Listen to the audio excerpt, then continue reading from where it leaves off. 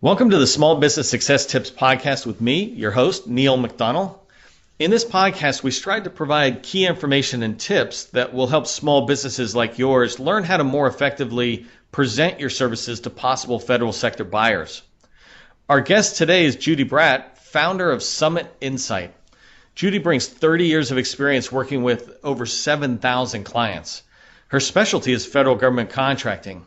And Judy's very engaged within the public sector, not just in contracting, but also serving as the Vice President for Education and Training for the National Veterans Small Business Coalition currently. In addition, you may have attended one of her monthly webinars, seen her speak at events hosted by the Small Business Administration or the Women's Business Enterprise National Council. Judy's also a published author of Government Contracts Made Easier. Welcome, Judy, and thank you for joining us today. Perhaps you can start off by telling us how you got into government contracting in the first place. Hey, Neil, it's great to be here. It's really ironic because I got into government contracting because I wanted to get out of sales. Way back in the late 80s, I was a fresh MBA grad and I was captivated by the computer industry. And I was working for IBM Canada in Toronto. But it became really clear to me that in order to be successful there, the culture there was all about sales, and I didn't want to sell things.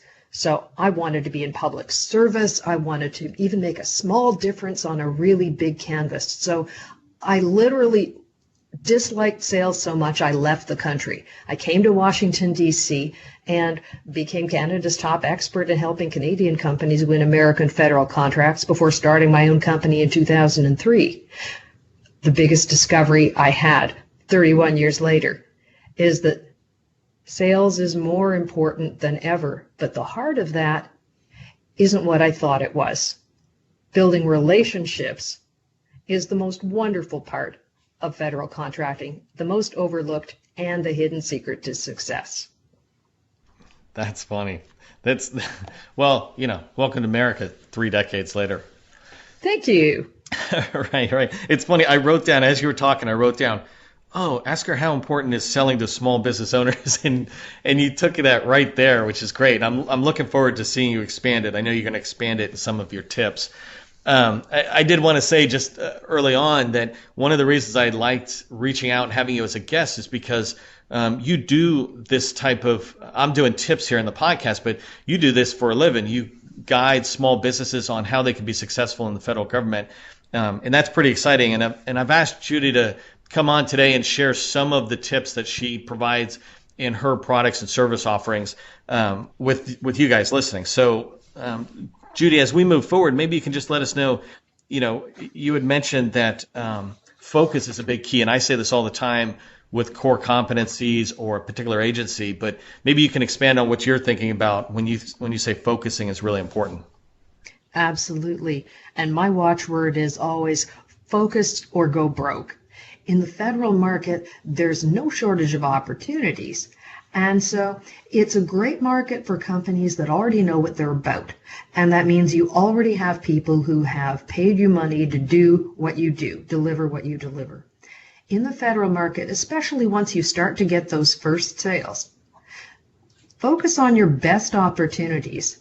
Someone who's already bought from you is 12 times more likely to buy something from you again. So your best prospects start with conversations with your current clients. That's one.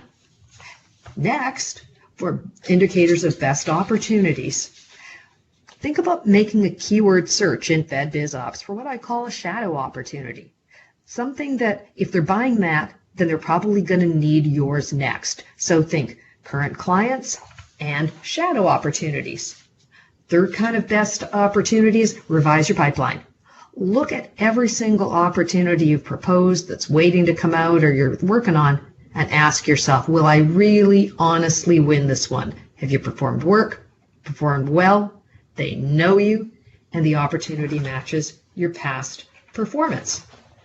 And finally, another indicator for great for great opportunities, revisit the forecasting, chat with them, ask if there's anything else that's coming, and take a look and see what's actually coming up for recompete. So these kinds of things, drive a tight focus that can keep you going deep rather than going broad. No, that makes a lot of sense. I say that everywhere about focus, and you can become a big fish in a small pond.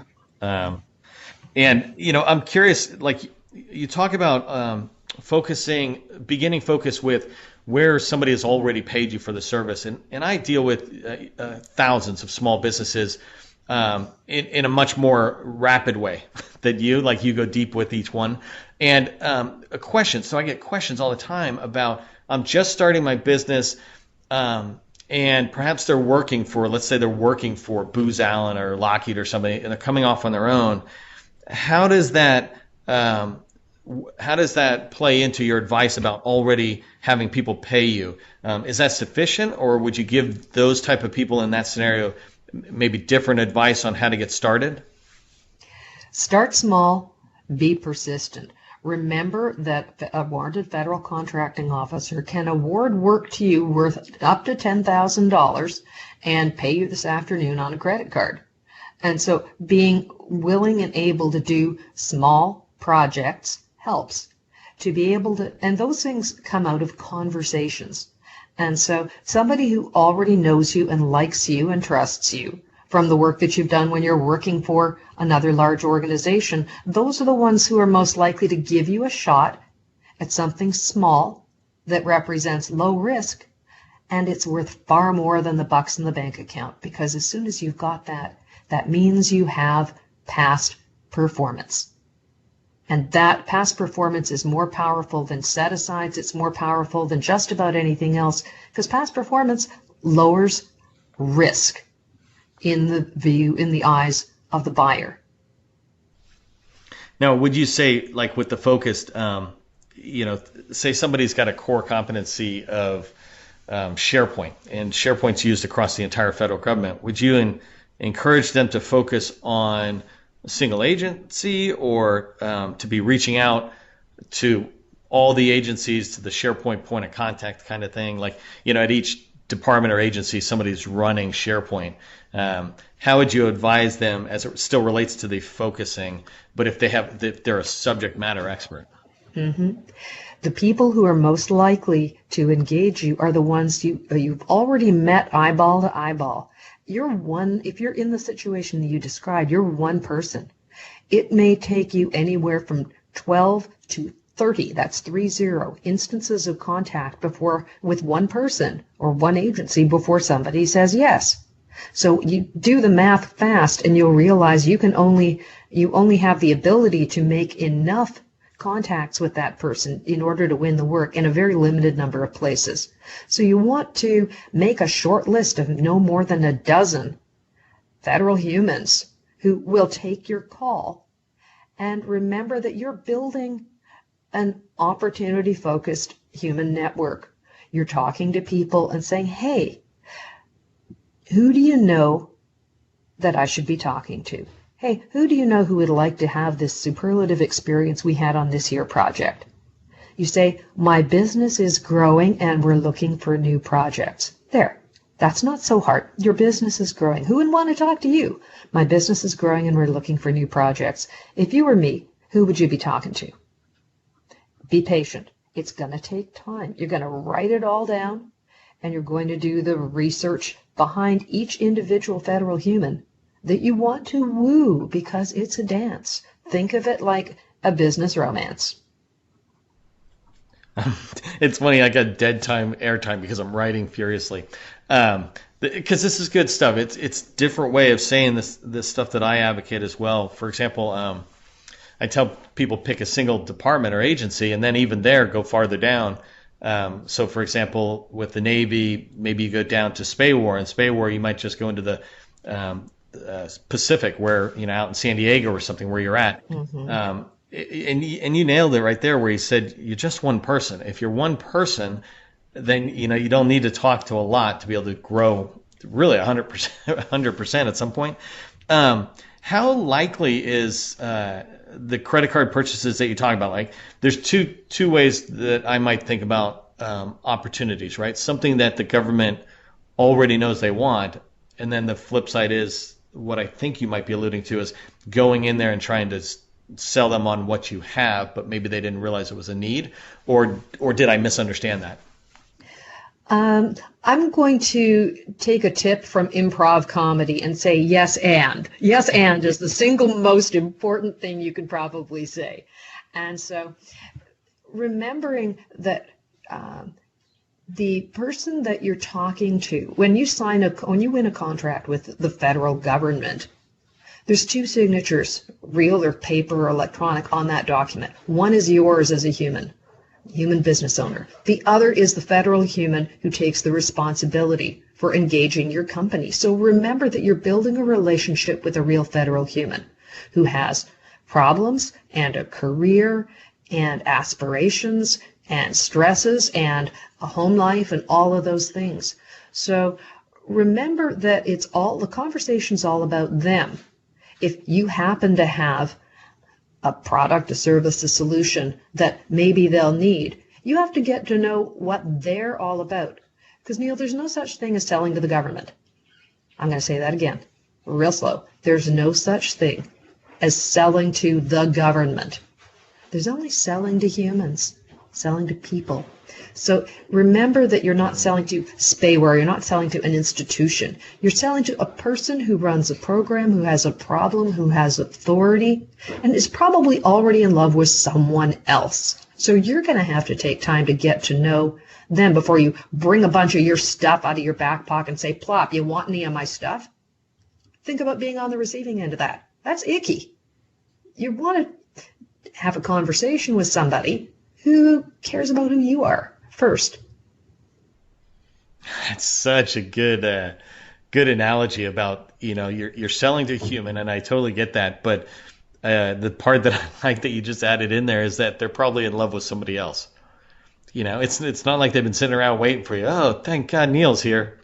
I've been waiting my whole life to date Neil, and that's really not the case. So I like that because. Yeah. And the flip side of that is, even if, incumbents don't always have it made in the shade either, because the federal buyer does not wake up in the morning going, oh boy, how can I help my favorite contractor, Neil? Your federal human has other problems. And so even if you're an incumbent, you still have to go back in, and this takes us back to the tip we started with, to say, hey, my business is growing. We're looking for new projects. If you were me, who would you be talking to?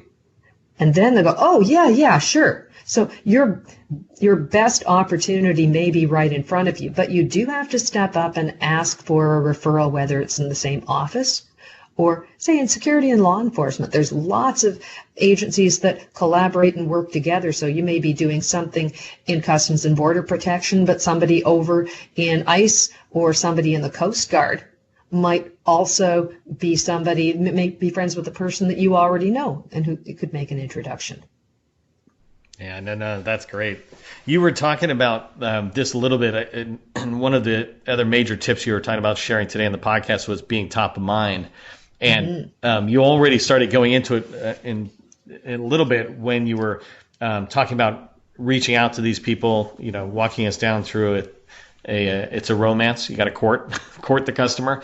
But what other things can we do that can keep us top of mind with the customer? And when I say customer, I think I mean more the human, because maybe you can expand on who is that human on the other side that I should keep top of mind, or keep me on top of their mind. Well, you always want to have what I call your best values top of mind. Those things that are unique about your company and are provable, objectively provable, and quantifiable. For example, you may be able to say 3/4 of our employees have doctorates in aerospace. Now, there may be 3 people and an admin, but if 3/4 of you if 3 out of the 4 of you have doctorates in aerospace, then you do. That's a quantifiable best value. Another one might be, for example, if you're in staffing, and lots of companies are in staffing, and you can say our average employee retention is 98%, or we have 98% of the employees we started with, compared with whatever else the standard number is for employee retention in your industry. Okay, Being able to say, we have, or another one of the companies that I know says, we've been in business for 25 years and we have never lost a customer. Wow. So being able to think about things that are quantifiable as well as provable. Certainly number of years. Gee, our business has been in business for 25 years, for example, or 13 years. When you get into those double digits, great. Even if more than 5, more than 10, all great. So sometimes you can say we are located 15 miles from outside the chain link fence at Patuxent River Naval Air Station. It can be very specific. Be able to talk about your best values, talk about how easy it is for somebody to find you. Make sure that if you have a contract vehicle or a GSA schedule, that you hot link that on your website, on the soft copy of your capability statement. So all they have to do is click and they'll go right to the landing page that has the contract information where they can buy from you. So make it easy for them to get to you. So those are 2 examples of being top of mind, best values, and click to how they can get to you. No, and those are really helpful, because it's one of the things I try to teach people out there is that some of us are trying to swing for the fences when we really should just be trying to get on base. And what you're describing are some of those on base activities. You do enough on bases, and pretty soon the bases are loaded, and every next base is a run. But all of us keep trying to swing for the fences. Let's go after that $1 million contract, or let me go to this major event. But when I meet people and they like me at the event, they go back to my website and they can't find my DUNS, or they can't find my GSA schedule, and they're gone. Yeah, they are gone. Being able to be well dressed for the internet is critical. Vast majority, the growing number of contracting officials who are millennials is critical to realize, because millennials are also accessing you via mobile devices. People are going to check you out between 12 and 15 times online before they even talk to you for the first time. So your website needs to be aligned with the information on your SAM profile. Contracting officers tell me that's one of the things they look at before they call somebody, is the information aligned and current in both places. So make sure your SAM.gov is up to date and current, and make sure that the stuff that's there is aligned with the information that's on your government landing page. Yeah, that's DSBS and SAM profile. Those are my biggest ones. It's like, if you don't have those updated, then you're really not serious about business. And I know $10 million firms that are at that same stage. They got like no keywords. I'm like, well, you could be 20 if you just had a keyword and you had your past performance in there, and they could, quickly identify you as a potential partner out there. Let me come back to another tip you were going to chat about, and I think we've been chatting a little bit about this as well, which is pretty good, is easy wins. You talked about, and I was just saying about swinging for the fences, but what are some of your thoughts on easy wins, and what are easy wins? I know you talked about micro purchases, the under 10,000. Can you expand a little bit on that, and maybe what other thoughts you have on easy wins? I love your analogy of the base hit. So think of a base hit as something that's under the radar, nobody knows about but us. Have you uncovered any pain that the client could modify the contract to easily make it possible to implement your solution or do a small purchase or contract with you? So, for example, does your current contract have options that could be exercised? Have you asked? Could you modify a contract you have to add any new tasks or meet any new requirements? Even if you're a small company and you have a few people out on site, get together, brainstorm for half an hour, say, what are you hearing? Now, here's a thought. In any fiscal year, you have a skew of spending to the fourth quarter. If there has been an unusual activity in the way that 2019 featured a 35-day federal shutdown, if there's been an unusual event like that, that's going to push the spend even harder into fourth quarter. That is going to mean that your federal buyer probably has things that they're behind on. And so having the conversation about, hey, is there anything you're worried about catching up on that you really are concerned that might not get done without a little bit of extra help before fourth quarter? So that's a great question to ask.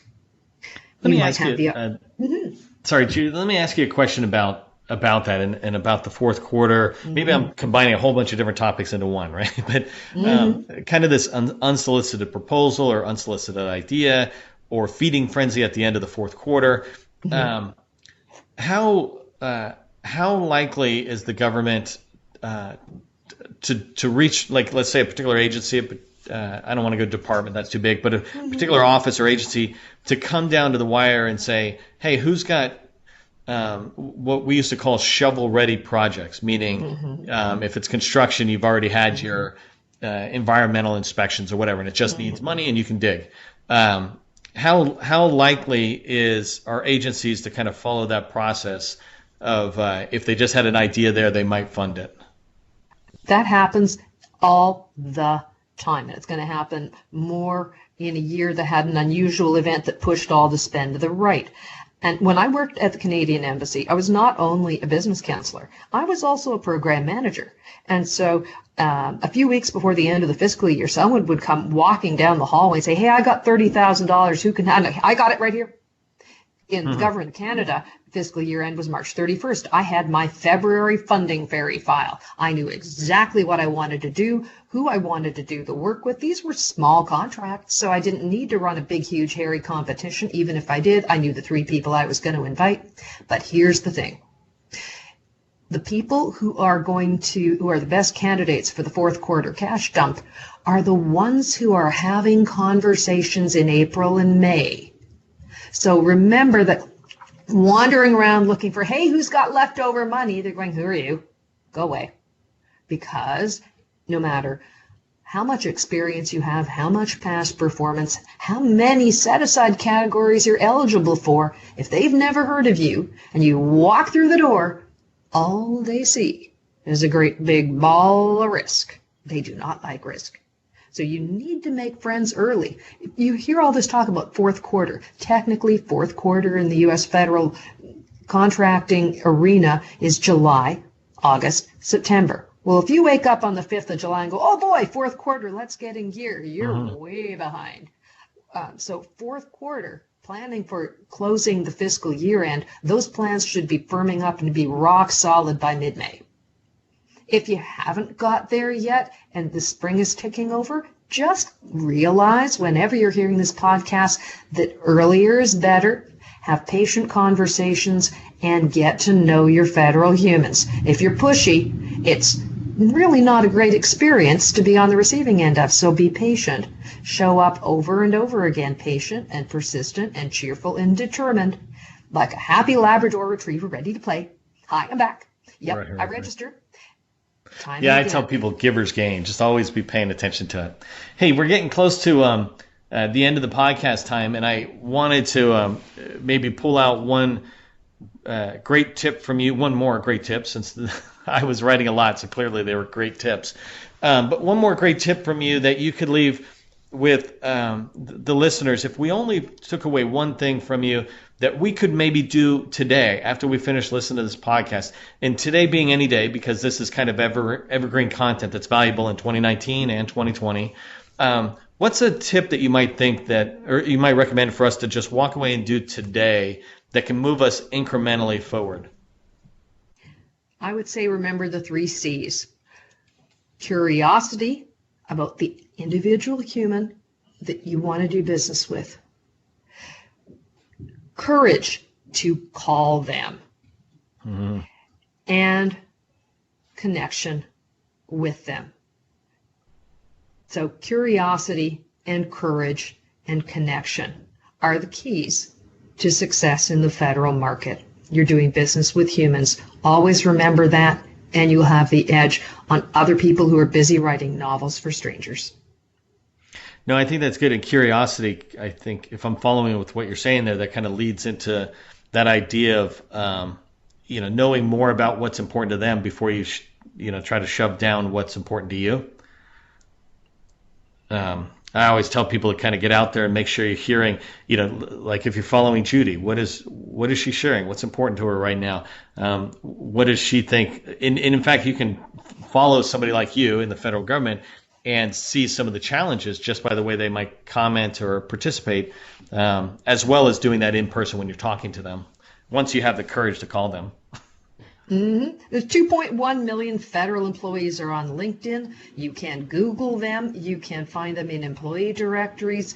You have no excuse for showing up for a call or a meeting without having searched at least 5 different places for what is really, in most federal agencies, a ton of information about the individual federal human. If you sit back and think about them as human beings, suddenly you have lots of things to talk about. It's a lot easier than you might imagine. I did a podcast once, and in the introduction I said, and I can't remember who this was, but like let's say Colleen, and Colleen wrote a thesis on women in government contracting. Well, she had written it 25 years ago in college or something. She's like, where'd you find that? I'm like, this thing called Google. It's the best. Okay, Judy, that's awesome. I really appreciate everything you're sharing. I know I speak for our listeners when I say thank you for joining us today and sharing your knowledge and tips. I want to ask you, can you let our listeners know how they can reach you, first off? And then second, maybe what do you got hot on your plate that they might be able to learn more about working directly with you? Hey, Neil, anybody that wants to find out more about my company and the ways that I work with business owners can go to growfedbiz.com, growfedbiz.com. You can also just give me a call or a text, and we can get some time on the calendar. I'm at 703-627-1074. That's 703-627-1074.